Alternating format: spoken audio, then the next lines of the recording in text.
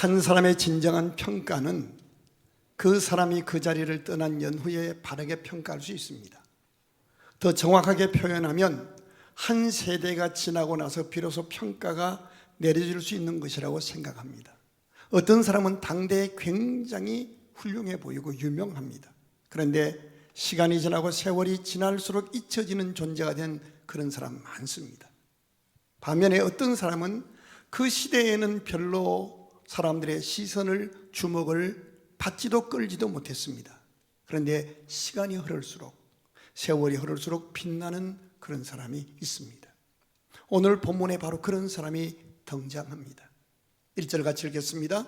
길르앗에 우가하는 자 중에 디셉 사람 엘리야라는 사람이 등장합니다. 그런데 그 사람에 대해서 딱 한 줄로만 소개합니다. 길르앗에 우가하는 자 중에 경기도에 우가하는 경기도민 가운데 광주 땅 사는 촌사람 엘리야, 이런 식이에요. 성경이 기록되던 그때나 지금이나 사람들은 어떤 사람에 대해서, 그 출신에 대해서 굉장히 민감한 것이 사실입니다. 그래서 누구를 만나면 어디 출신인지, 그 가문은 어떤 가문인지, 몇 살이나 되었고 그 배경은 어떤 사람인지, 어느 학교 출신인지 굉장히 민감하게 반응합니다.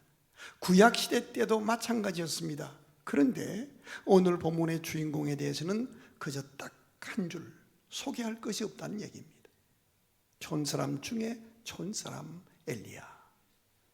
그럼에도 불구하고 이 엘리야라는 사람은 성경에 소개된 사람 가운데 가장 능력 있게 쓰임받은 사람이었습니다. 그리고 수천 년이 흘러간 어느 날 예수님 살아계실 때 등장합니다. 시공을 초월해서. 마태복음 17장 1절부터 같이 읽겠습니다. 시작. 엿새 후에 예수께서 베드로와 야고보와 그 형제 요한을 데리고 따로 높은 산에 올라가셨더니 그들 앞에서 변형되사 그 얼굴에 해같이 빛나며 옷이 빛과 같이 휘어졌더라. 그때에 모세와 엘리야가 예수와 더불어 말하는 것이 그들에게 보이거늘. 수천 년 전에 죽은 사람이에요. 모세도 그 죽음을 보지 못했고 사라졌어요. 엘리야도 성천했습니다. 그런데 수천 년이 지나간 어느 날 예수님의 제자 베드로, 야고보, 요한 눈앞에 생생하게 영적인 모습이 보인 거예요. 얼마나 놀라웠던지 4절 같이 읽어봐요. 4절 시작. 베드로가 예수께 여쭈어 이르되 주여, 우리가 여기 있는 것이 좋사오니 만일 주께서 원하시면 내가 여기서 초막 셋을 짓되 하나는 예수님을 위해서, 하나는 모세를 위해서, 하나는 엘리야를 위해서. 자기는 집도 안 짓고 그냥 이대로 좋다는 거예요. 여러분, 100평 아파트를 사봐요. 얼마나 좋겠어요. 그런데 어느 날 예수님이 보이고 모세가 보이고 엘리야가 보였다고 생각해봐요. 여러분 사랑하는 부모님, 먼저 천국 가신 부모님이 보였어요. 얼마나 황홀했던지 여기다가 초막새 짓고 그냥 여기서 영원히 살고 싶다고 말을 하는 거예요. 의미가 뭡니까? 엘리야라는 사람은 세상 사람들에게 주목받지 못했던 무명용사였으나 예수님이 기억하시는 사람이요, 역사의 주권자이신 하나님 앞에 인정받은 사람이었다는 표현입니다. 그렇습니다. 우리가 어떻게 살아오셨든지, 우리가 연세가 얼마든지, 학력이 어떠하든지, 과거 어떻게 살아오셨든지, 오늘 여기서 우리의 믿음으로 삶으로 하나님 앞에 주님이 기억하는 사람, 훗날 역사 삶을 다 마치고 하나님 앞에 섰을 때 하나님 앞에 인정받는 그런 믿음의 용사가 되기를 주의 이름으로 축원합니다. 뿐만 아니라 내가 믿는 믿음 때문에, 나 때문에 닫힌 하늘 문이 열리고 하나님의 응답이 임해서 나 때문에 나를 만나는 사람들이 은혜와 복을 받고 구원받고 하늘 문이 열어지는 복을 받는 축복의 통로로 쓰임받는 엘리야와 같은 믿음의 주인공이 되기를 주의 이름으로 축원합니다. 그리고 내가 섬기는 교회 역사에 저와 여러분의 흔적이 아름답게 남게 되기를 주의 이름으로 축복합니다. 어떻게 그것이 가능했을까? 어떻게 그것이 가능했을까? 엘리야가 도대체 어떤 사람이었기에 그 시대에 엘리야보다 훨씬 학력도 인품도 가문도 경력도 능력도 좋은 사람이 많았을 텐데 왜 하필 이 사람을 하나님은 쓰셔야 했을까? 1절에서 해답을 밝힙니다. 같이 읽을까요? 길르앗에 우건한 자 중에 디스 사람 엘리야가 아합, 그때 타락한 아합 왕에게 가서 말합니다. 내가 섬기는 이스라엘의 하나님 여호와께서 살아계심을 두고 맹세하노니, 여기 두 가지를 볼 수 있습니다. 나는 하나님의 살아계심을 믿는다. 그리고 나는 내게 주신 은사와 재능과 능력과 형편을 따라 나는 섬기는 삶을 살고 있다. 엘리야는 믿음의 사람이었고, 하나님은 사람을 불러 쓰실 때에 닫힌 하늘 문을 열고 하늘을 열어 축복이 임하도록 만드는 하나님의 사람으로 쓰시는 조건은 학력이나 이력이 아니라, 외모가 아니라 믿음이라는 겁니다. 저는 여러분이 우리 교회 문을 열고 들어오셨을 때 세상에서 살아온 삶의 이력을 자랑하려 하지 말고, 여러분이 하나님이 인정하시는 믿음의 사람이 되기를 주의 이름으로 축원합니다. 믿음의 사람이 되어서 나로 말미암아 닫혔던 하늘 문이 열어지고, 나로 말미암아 갈등이 떠나가는 역사가 임하는, 하나님이 엘리야처럼 쓰시는 그런 믿음의 사람으로 다시 태어나는 은혜가 있기를 주의 이름으로 축복합니다. 나는 하나님의 살아계심을 믿는다. 만물이 주에게서 나오고 주로 말미암고 주에게로 돌아감을 나는 믿는다. 내 인생을 다 산 연후에 내가 하나님 앞에 서게 될 때에 나는 하나님 앞에 인정받는 믿음의 사람으로 다시 살아보리라. 그리고 내 형편이 어떠하든 내게 주신 재능을 따라, 믿음의 분량을 따라 섬기며 사는 보람과 긍지로 하나님의 기쁨 엘리야가 되리라. 그런데요, 이 믿음의 사람 엘리야가 당시 이스라엘 왕으로 재위하고 있는 아합이라는 사람에게 찾아가서 당당하게 외친 말씀이 뭡니까? 이렇게 현대판으로 의역할 수 있습니다. 아합 왕, 당신은 수십 대째 예수 믿는 가문의 후손이요, 한 나라를 맡아 관리하는 한 나라의 왕이 되었음에도 예배 생활도 제대로 하지 않고 이방 종교를 믿는 아내 이세벨과 결혼해서 그를 전도하여 예수 믿게 만든 것이 아니라 오히려 그가 믿던 바알 신을 영접하고 그를 따라가서 바알 신상에게 절하고 심지어 바알 신당을 건축하고 온 백성들로 하여금 하나님을 버리고 이방 신 앞에 절하도록 만든 왕, 도대체 당신의 믿음은 무엇입니까? 그리고 이대로 계속가면 하나님의 말씀에 하늘이 닫혀서 비와 이슬이 내리지 않는 심판이 임할 것이니 회개하시오 라고 외쳤던 거예요. 여기서 한 가지 질문이 생겨요. 아니 목사님, 그 당시에는 아무나 왕을 만날 수 있고 왕 만나면 뭐 아무나 자기 하고 싶은 말 막 해대도 되는 그런 시대였나요? 그렇지 않습니다. 사실 엘리야도 아합 왕에게 가서 목숨 걸고 그 말을 진언한 거예요. 어떻게 깡촌 출신, 시골 출신 목회자가 감히 한 나라의 왕 앞에 가서 그렇게 담대하게 외칠 수 있는가? 도대체 이 엘리야라는 사람의 믿음의 근거는 무엇인가 하는 거예요. 하나님이 인정하는 믿음은 어떤 믿음인가 하는 거예요. 신명기 11장 16절 보십시다. 시작. 너희는 스스로 삼가라. 두렵건대 마음에 미혹하여 돌이켜 다른 신들을 섬기며 그것에게 절함으로 여호와께서 너희에게 진노하사 하늘을 닫아 뭐를 내리지? 비를 내리지 아니하여 땅이 소산을 내지 않게 하심으로 너희가 여호와께서 주신 아름다운 땅에서 속히 멸망할까 하노라. 좋은 부모 만나서 유산 많이 상속받고 빌딩 이어받고 뭐 좋은 넉넉한 아름다운 땅에 산다 할지라도 믿음을 배신하여 배교자가 되어서 하나님께 영광 돌리지 않고 하나님을 등지고 우상을 섬기면 어떤 일이 있다고요? 하늘이 닫히고 비가 이슬이 내리지 않는다는 신명기 이 말씀을 엘리야가 믿은 거예요. 엘리야의 신앙은 종교적 열심, 광적인 신앙이 아니라 말씀 신앙이었다는 거예요. 말씀 신앙이었다는 거예요.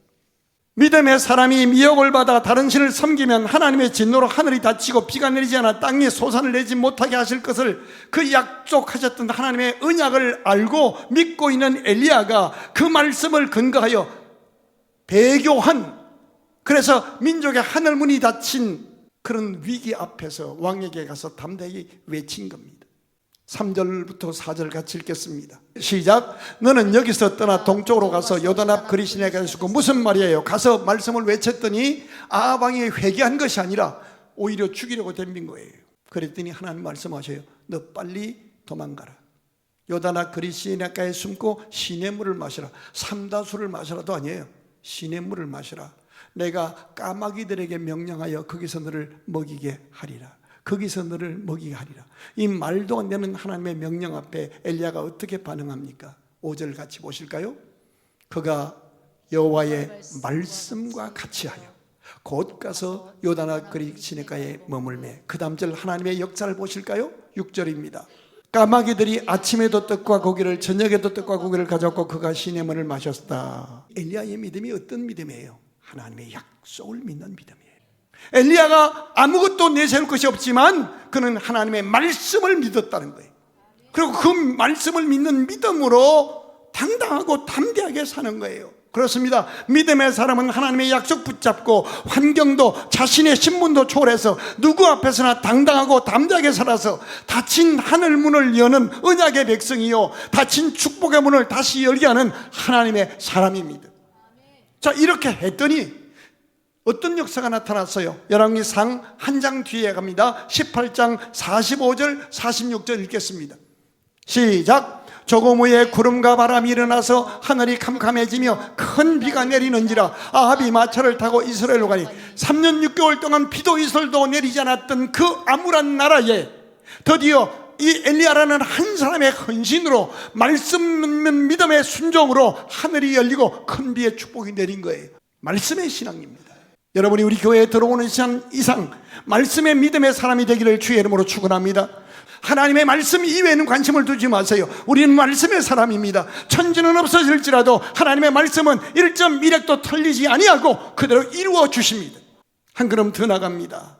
3절 보세요. 하나님이 갑자기 조용히 말씀하셨겠지. 엘리야 귀에 너는 여기서 떠나 동쪽으로 와서 요단 앞 그리 시내가에 숨고 그 다음에 그 시냇물을 마시라. 내가 까마귀들에게 명령하여 거기서 너를 먹이게 하리라. 5절 그가 여호와의 말씀과 같이 하여 곧 가서 여호와 앞 그리 시내가에 머물매.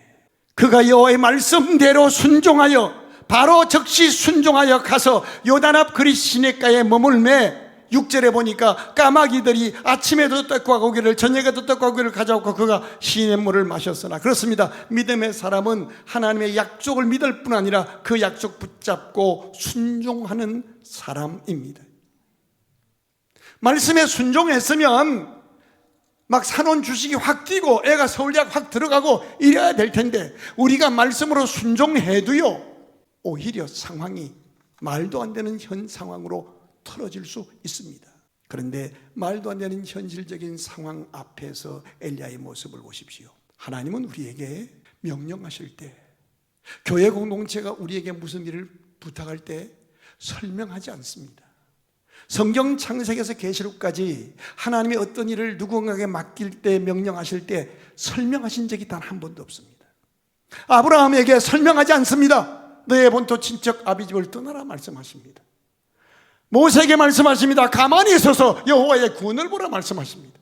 여러분, 설명하고 순종하라 그러면 다 하겠는데 하나님의 명령은 그렇게 오지 않아요. 충분한 설명 없이 명령하시는 하나님이세요. 그래서 믿음의 순종이 필요한 거예요. 하나님의 살아계심과 하나님의 말씀과 하나님의 주권과 하나님의 섭리를 믿고 그분에게 맡기고 믿음으로 생명 걸어 순종하는 것, 이게 순종이에요.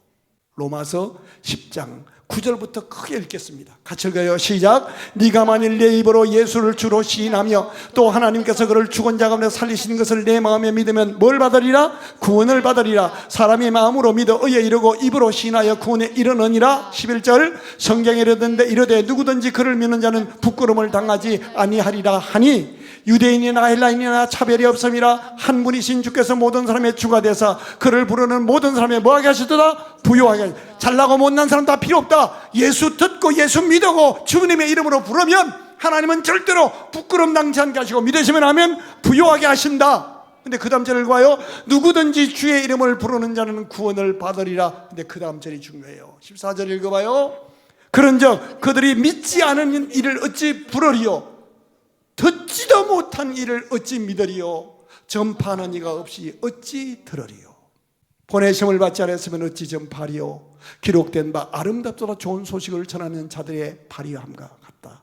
우리에게 적용해봐요. 어느 날 먼저 예수 믿었던 누군가가 어느 날 가슴 속에 우리가 떠올랐던 거예요.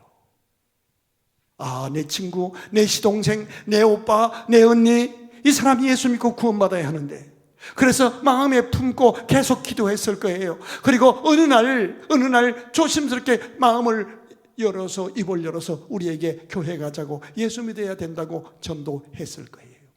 만약에 그 사람에게 성령의 감동이 왔는데도 불구하고 그가 이런저런 핑계하면서 순종하지 않았거나, 그분이 순종했음에도 불구하고 우리가 이런저런 핑계를 대며 계속 거절하고 어느 날 그분이 포기했더라면 우리 영혼이 어떻게 됐을까요? 하나님께 귀하게 쓰임받아서 사람들로 하여금 구원받게 하고 닫힌 하늘 문을 열어 축복을 받게 한 사람들은 하나님의 명령이나 성령의 감동이나 교회 공동체의 요청 앞에 깨끗하게 온전하게 끝까지 순종한 사람들입니다. 하나님은 잘나고 못난 사람을 찾는 것이 아니라 순종하는 사람을 찾으십니다. 모세가 그랬고 바울이 그랬고 제자들이 그랬습니다. 그렇습니다. 하나님의 세계는 이해가 되고 납득이 되어서 순종하는 것이 아닙니다. 순종하면 그 다음에 길이 보이게 하는 겁니다. 순종하면 그 다음에 예비된 축복의 문이 열어지는 것입니다. 3절 4절 말씀을 보세요. 말씀에 깨끗하게 순종하여 타락한 왕 아합에게 가서 말씀을 전했는데 아합이 회개하기는 그냥 죽이라고 덤빈 겁니다. 그래서 어디로 피하라고 말씀하십니까? 요단 앞 그리 시냇가에 숨어라. 여러분, 산속에 숨는 건 쉬운데요, 시냇가에 숨는 건 정말 어렵습니다. 포도나무 속에 개처럼 숨어 들어가야 합니다. 그리고 까마귀들을 명령하여 내가 먹이겠다. 세 밥 먹고 살라는 겁니다. 말도 안 되는 하나님의 명령입니다. 그런데 엘리야가 반응합니다. 그가 여호와의 말씀과 같이 하여 요단 앞 그리 시냇가에 숨고 시냇가 물을 마셨다는 겁니다. 엘리야가 순종한 겁니다. 순종하지 못할 상황에서 그때 하나님의 응답과 역사가 나타난 것입니다. 믿음의 사람인 우리가 순종하여 가는 길에도 말씀에 온전히 순종했음에도 먹고 사는 문제가 해결 안 되고요, 하루 양식이 아니라 한 끼, 아침 저녁 한 끼도 걱정해야 하는 그런 과정은 있습니다. 우리가 말씀을 믿고 순종하여 가는 그 길에도 하나님 이외에는 길이 보이지 않는 막막함이 임할 수 있습니다. 바로 그 상황에서 우리에게 묻는 거예요. 아들아, 네 힘으로 어쩔 수 없는 막막한 일 만나니? 내가 아니면 안 되는 어려운 일 만나니? 사랑하는 아들아, 사랑하는 딸아, 너가 정말 내가 살아있음을 믿니? 그리고 정말 그 속에서도 내 약속 붙들고 너 섬기며 축복의 문을 여는 삶으로 살아보고 싶니? 라고 물으시는 거예요. 하나님의 역사는 우리의 계산과 합리성을 뛰어넘어 역사하시는 천지의 주관자이심을 체험케 하십니다. 막막한 게 문제가 아니에요. 우리의 믿음의 문제예요. 우리 순종의 문제예요. 자녀들아, 부모를 공경하라. 따지지 마세요. 그냥 깨끗하게 순종하세요. 남편들아, 아내들아, 남편에게 순복하라. 순복하세요. 순종하면 하나님께서 나타나요.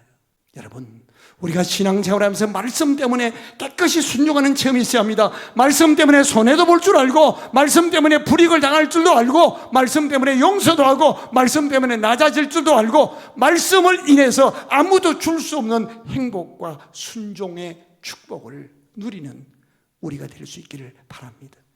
그리고 한 걸음 더 나가서 누군가가 순종하는 사람이 있으면 그 사람 판단 노릇하지 말고 보호하고 축복하는 일에 집중해야 합니다. 내가 감당하지 못하는 직분을 누가 맡으면 여러분 철학, 여러분의 경험대로 판단하고 교정하려 하지 말고 훈수 두려 하지 말고 존중하고 격려하고 축복하는 쪽으로 가십시오. 하나님이 기뻐하십니다. 왜요?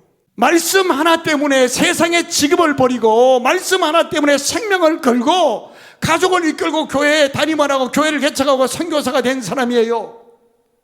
내가 풀타임으로 헌신하지 못할 때 그는 어느 기관장이 되어서 그 일에 헌신하고 있는 거예요.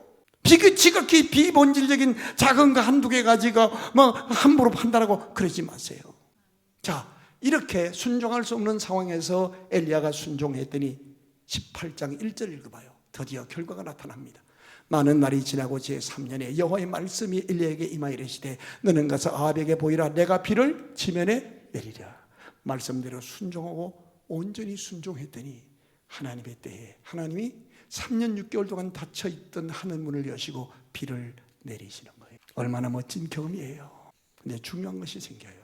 엘리야 시대에도 말씀의 사람이 많았을 텐데, 우리 교회에 수많은 성도가 있지만 다 설교를 듣지만 이 말씀대로 순종하는 체험은 아무에게나 임하지 않는다는 겁니다. 따라합시다. 오늘 여기서 단순하고 심플하게, 이게 믿음의 능력입니다. 진리는 심플합니다. 말씀대로 순종했지만 돌아온 것은 이해할 수 없는 더 어려워진 현실입니다. 더 감당하기 어려운 일을 순종 요구가 있습니다. 요단 앞 그리 시내가로 가서 거기에 숨고 거기서 시냇물을 마시라. 엘리야의 여호와의 말씀과 같이 하여 곧 가서 요단 앞 그리 시내가에 머물매 이런저런 해석이나 자기 생각 사족을 달지 않았습니다. 왜 하필 시냇물이냐고요? 이렇게 따지지 않았습니다. 왜 하필 이 교회만 나와야 되는데요? 이런 말하지 않았습니다. 단순하고 심플합니다. 부모님께 순종하는 거, 남편 사랑하는 거, 이웃 사랑하는 거, 남 용서하는 거, 하나님의 말씀이기 때문에 순종하는 겁니다. 복잡하면 실패합니다. 믿음은 단순하고 심플해야 이깁니다. 신앙의 원칙은 간단합니다. 주일날 나는 목숨을 걸고 주를 지키리라. 그러면 끝나는 겁니다. 복잡하면 핑계가 생깁니다. 단순함을 요약하면, 심플과 단순을 딱 줄이면 죽으면 죽으리라.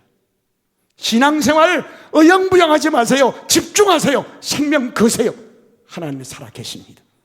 하나님의 말씀을 통한 명령은 묵상자료가 아닙니다. 성령의 감동은 검토자료가 아닙니다. 교회 공동체에 어떤 나를 쓰겠다는 요청은 내가 검토할 자료가 아닙니다.